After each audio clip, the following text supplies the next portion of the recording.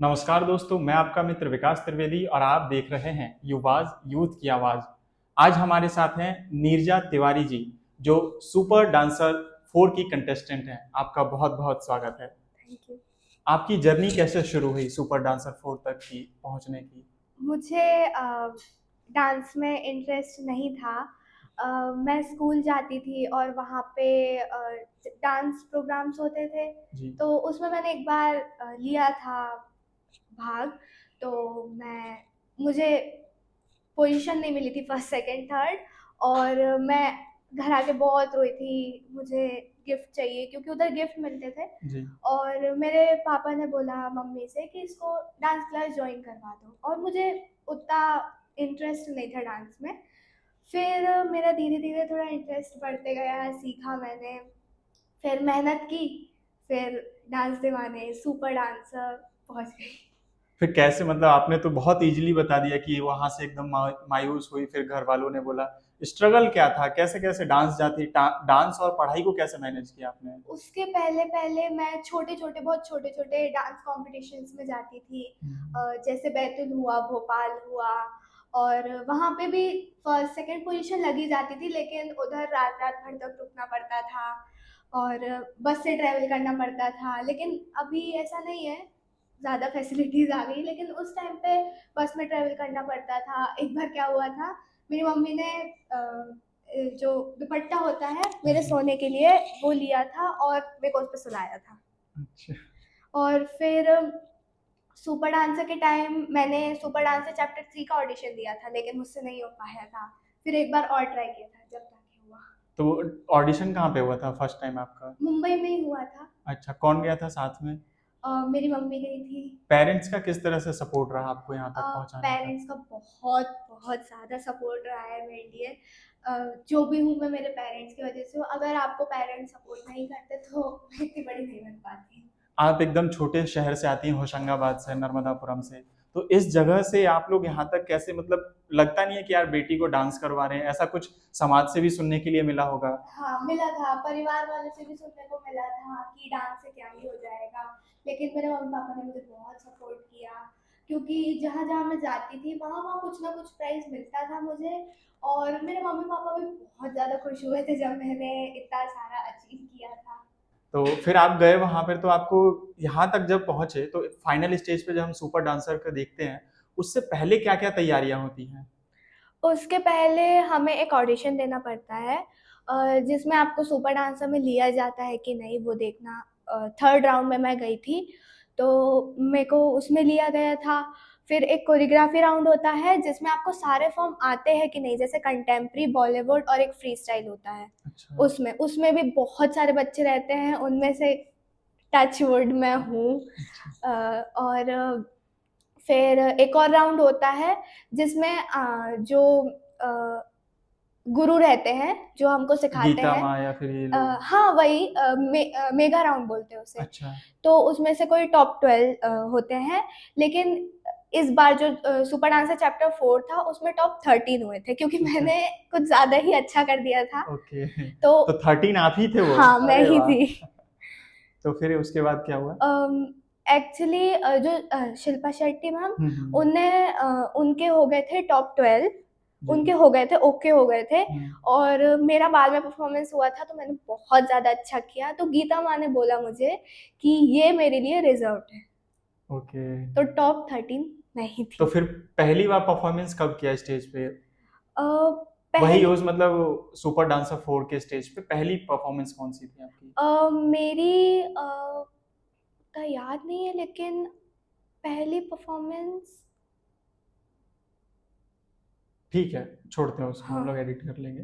उसके जब परफॉर्मेंस होती है जो हम टीवी पे देखते हैं, तो वो मतलब टीवी पे तो बहुत अच्छा-अच्छा दिखता है हाँ। हमें, लेकिन पीछे की जो पूरी कहानी है, एकदम अच्छे से याद करिए आप कि वो हुँ। पूरी की कहानी। पहले हम गए, 1 दिन पहले कैसे जाते हैं, रात में स्टेज देखा, फिर वहाँ पे क्या होता है, हुँ। वो पूरी कहानी बताइए हमें। अ, हम जाते हैं और हमें पहले जो हमारी ड्रेस रहती है वो हुँ। वही लोग डिसाइड करते हैं। अच्छा। और शूट के पहले एक टेक्निकल डे होता है जिसमें ड्रेस पहन के, जो आपकी फाइनल ड्रेस है वो हुँ। ड्रेस पहननी है, और उस पे डांस करना है। ओके। उसमें कोई जज नहीं रहता है, कोई ऑडियंस नहीं रहती है, बस टीम रहती है सुपर डांसर, बस। फिर बाद में होता है वो टेक्निकल डे होता है, वो शूट डे होता शूट डे है। होता हाँ, है। तो शूट डे होता है तो वो पूरी ऑडियंस वगैरह सब लाते ऑडियंस हैं? रहती है, जजेस रहते हैं, टीम तो ऑब्वियसली होती है। शिल्पा शेट्टी से मिलना हुआ आपका? हाँ, हुआ है। कैसे शूट से पहले कैसे आप लोग मिलते हैं उन लोगों से? वो आते हैं, बैठते हैं, कभी कभार कम्युनिकेशन हो जाता है, जैसे हमें फोटो लेनी है तो हाँ। ब्रेक होता है, तो अच्छा। हम ब्रेक के टाइम पे चले जाते हैं, फोटोज ले लेते हैं, थोड़ी बहुत बात कर लेते हैं, फिर आ जाते हैं। अच्छा, हाँ। तो मतलब ऐसा कुछ फिर बातचीत में ऐसा कभी लगा कि मैम मैं ऐसा कर रही हूँ तो मुझे अपना करियर आगे बढ़ाना है तो आपके साथ करना काम करना चाहते हैं, ऐसा कुछ बातचीत निकल के आती है कि नहीं उन सब चीजों में? हाँ, आती तो है, लेकिन फिर एक टाइम पे सब अलग हो जाता है। अच्छा।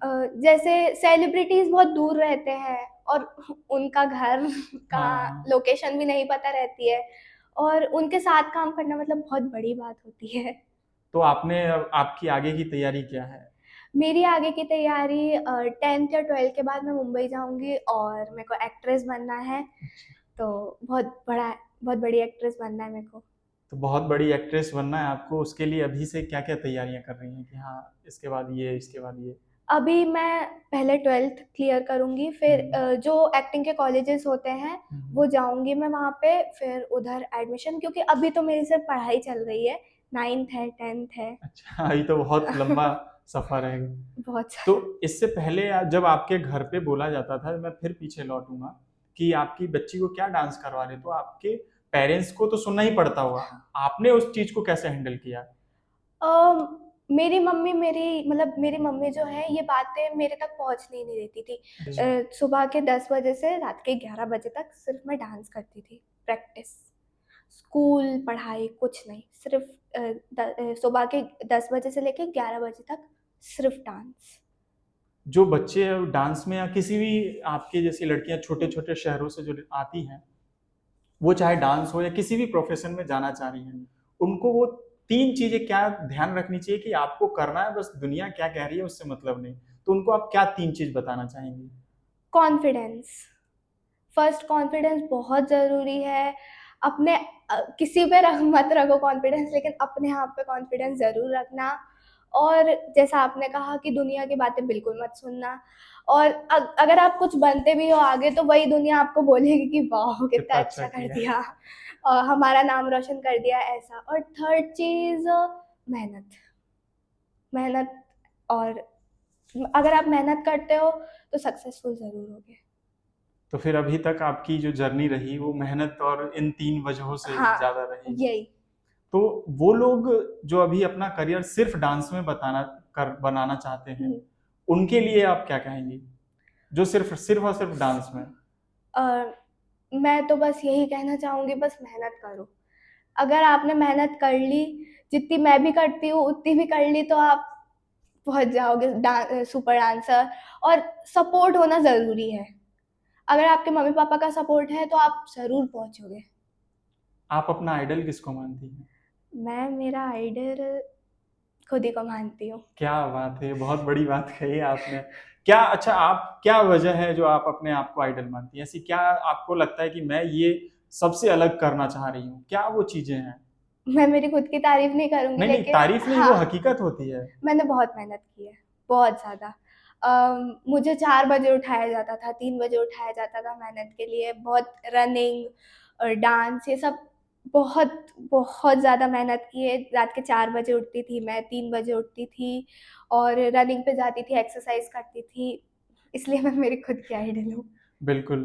तो आपने कहा कि मैं मेहनत करती थी, तो अब जो है आपकी जो किस तरह से आप चाहती हैं कि सिर्फ एक्ट्रेस बनना चाहती हैं, फिल्मों में जाना चाहती हैं, किस तरह की फिल्में, अगर आपको पहली फिल्म आए तो आप किस तरह की फिल्में करना चाहेंगी?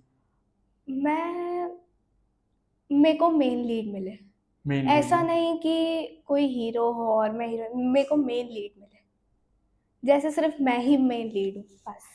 ऐसा कोई नहीं चाहिए कि हीरो आ गया हीरोइन आ गई, नहीं। कुछ लिखती वगैरह हैं आप? नहीं, मैं नहीं लिखती। लगता है कि लिखना चाहिए इस प्रोफेशन में आने से पहले?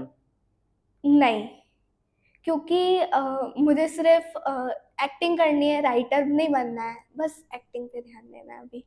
तो ये पढ़ाई के साथ जरूरी है ये एक्टिंग का कोर्स करना, या फिर एक्टिंग साइड से कोर्स चलता रहेगा, एक्टिंग की जर्नी अपनी चलती हाँ रहेगी? हाँ। तो ये 9th 10th 12th में जो समय बीत रहा है आपका, इसको अगर आप एक्टिंग में ही दे, ऐसा क्या कुछ सोचा है आपने? मैं अभी नर्मदापुरम में हूँ और अच्छा। यहाँ भोपाल में है, मुझे पता है कि यहाँ पे बहुत अच्छे अच्छे थिएटर्स हैं, लेकिन अप डाउन बहुत मुश्किल होता है। हम्म।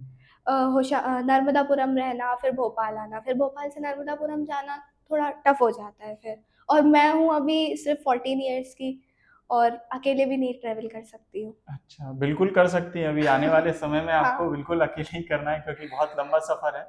तो ये सब चीजें दिमाग से निकालिए हाँ। कि ट्रैवल नहीं कर सकती हैं। अच्छा, एक और बात बताइए मुझे, जब आप परफॉर्मेंस करती हैं, उससे पहले की आपकी क्या क्या तैयारियां होती हैं?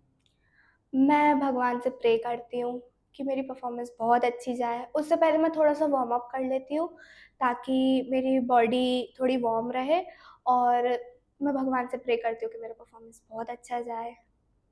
आप फिट भी हैं, और मैं अभी आपका डांस भी देख रहा था, रिसर्च कर रहा था, तो मैं डांस भी देखा आपका। इतने परफेक्शन वाले स्टेप्स थे उसमें, कैसे करती हैं ये सारी चीजें? थोड़ा इसके बारे में थोड़ा खुल के बताइए। मैं उधर हमें बहुत ज़्यादा प्रैक्टिस करवाई जाती थी। एक-एक स्टेप हमें थिंक सो 50-60 टाइम करना पड़ता था। इसलिए मेरे इतने परफेक्ट परफॉर्मेंसेस हैं, क्योंकि वहाँ पे एक सर थे, निर्मल सर, उन्होंने मुझे बहुत प्रैक्टिस करवाई है। भले ही मैं फर्स्ट नहीं आई हूँ, मुझे उसमें कोई दिक्कत नहीं है, लेकिन जितनी भी मेरी परफॉर्मेंस गई है वो मेरी बहुत अच्छी गई है। उस पे मैं प्राउड करती हूँ कि मेरी एक भी परफॉर्मेंस में, मतलब एक 1-2 छोड़ के सब में मुझे 3 लीवर मिले थे। ओके। वे और आगे के लिए आपको बहुत बहुत बधाई, आप थैंक यू सो अपने जीवन में बहुत आगे बढ़े, और इस तरह से इंटरव्यू हमारे साथ होता रहे। आपका बहुत बहुत धन्यवाद। Thank you so